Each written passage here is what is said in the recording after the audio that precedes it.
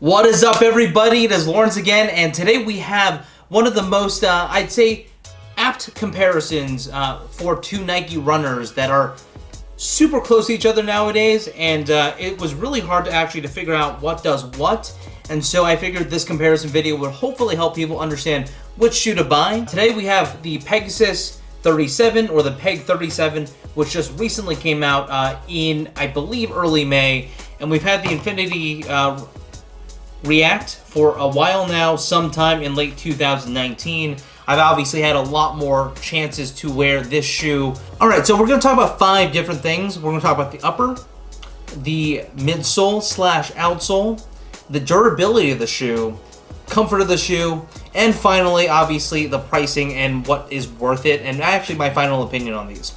So let's start with the upper. The uppers on these two different shoes are very different. This is made out of Flyknit, and this one is made out of an engineered mesh or textile-based mesh. There is a huge difference between the two.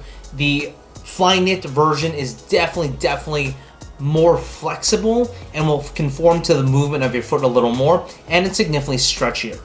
On the engineered mesh, you're going to have a much more locked down feel, less movement, and so that might be very good for lateral movement or better for lateral movements. But if you're looking for something that is going to conform to your feet as well as the foot stride, this one's probably going to be not as great, and this one's a little more than that. But if you're looking for more rigidity, definitely go with the Peg instead of the Infinity React. Going into the outsole, so this is the weird part.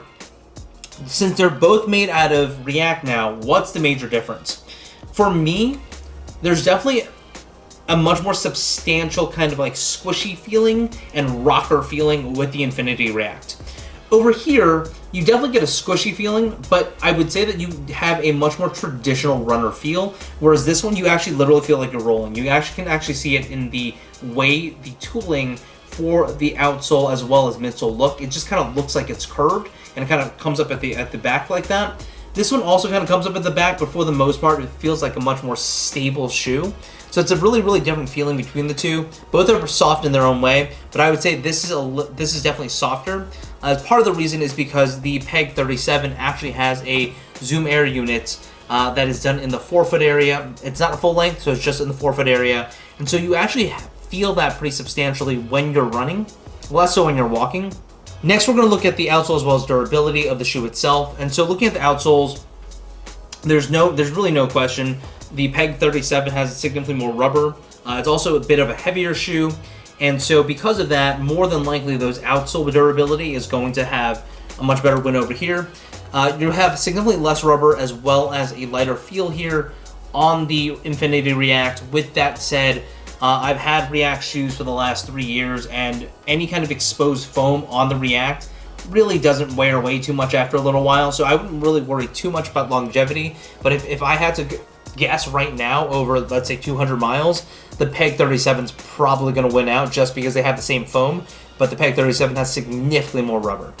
Going into the durability of the build quality as well as the upper, usually the textile mesh is going to last a lot longer. The thing about Flyknit is that it is knit from yarn, and while this is a newer, more durable yarn set in the Infinity React, it is still prone to a lot of the things that knits have, right? I don't know if you can see that in the camera, but the knits actually are already starting to fray on the very toe box area, which is fine because it gets caught into stuff. I actually had a pair that basically snagged off when it got caught in a branch when I was hiking. So those are kind of the things that happen when you have knit type materials. To me, they're a little more comfortable, but obviously durability for the most part is going to be a little worse than your textile mesh over here.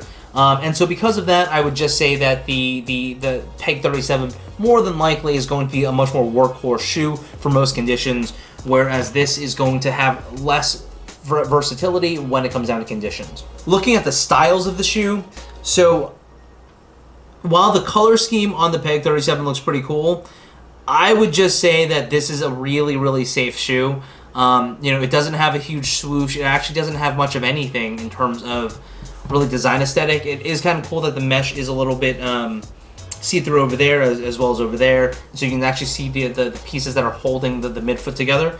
I do like that design aesthetic, but for the most part, from a Nike design and kind of really just design perspective in general, this looks pretty much like your standard runner with a Nike swoosh. This colorway I got just because it was a little bit different, but if you saw some of the gray as well as black colorways, it's pretty normal. On the Infinity React, I would say that it looks a lot nicer. I think the knit pattern gives it a really, really kind of cool touch. And then really, this is actually one of the more boring colorways, and so I get that it's not an apt comparison. But the way the Nike swoosh is very large, it kind of cuts off in half, has a really cool design aesthetic. When it comes down to pricing, there's actually a pretty big difference between the prices. The Peg 37, it comes in at $120, and $120 you're getting a lot. You're getting a React, you're getting a Zoom airbag, you're getting a pretty nice engineered mesh. I would say that it's not as breathable as it looks, but it's still pretty breathable. And for the most part, you're getting really, really good construction as well as really great durability on the outsole. I'd say that this is the workhorse shoe, and the reason why the design is probably not that crazy is because it is a workhorse shoe.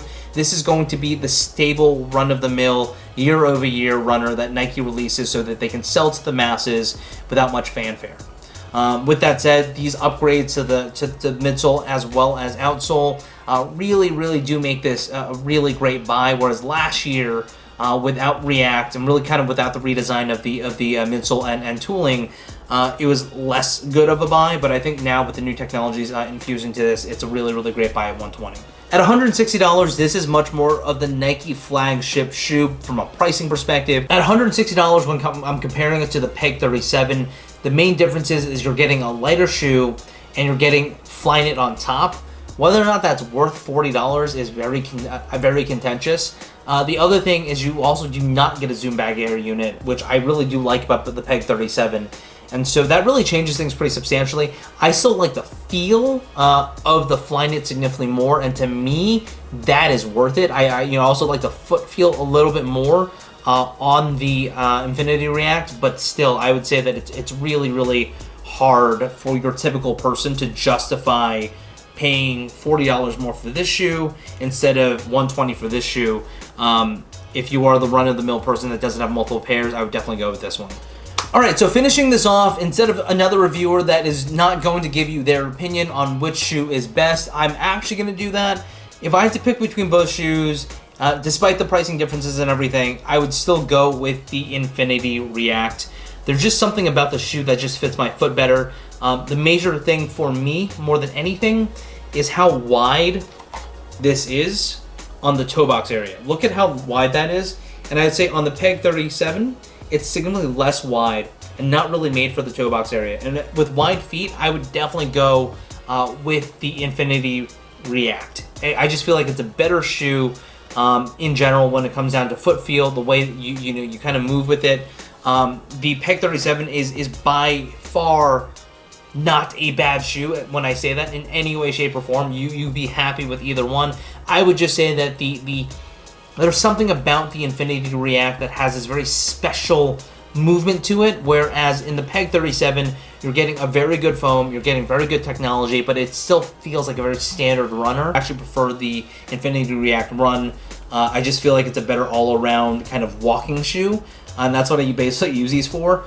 And that's it, guys. Let me know your thoughts on the Peg 37 and the Infinity React Run. Do other people have both shoes? Want to share your comments below. Which one do you prefer? Is this worth $120? Is this worth $160? It's become a lot harder to answer these questions. I feel like the next iterations of the Infinity React Run need to do a lot more if it's actually going to compete with its own cousin, the Peg 37.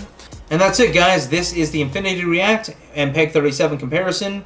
If you have any questions, leave them in the comments below. Definitely give me a thumbs up as well as a like and a subscribe if you are so inclined. But until next time, peace.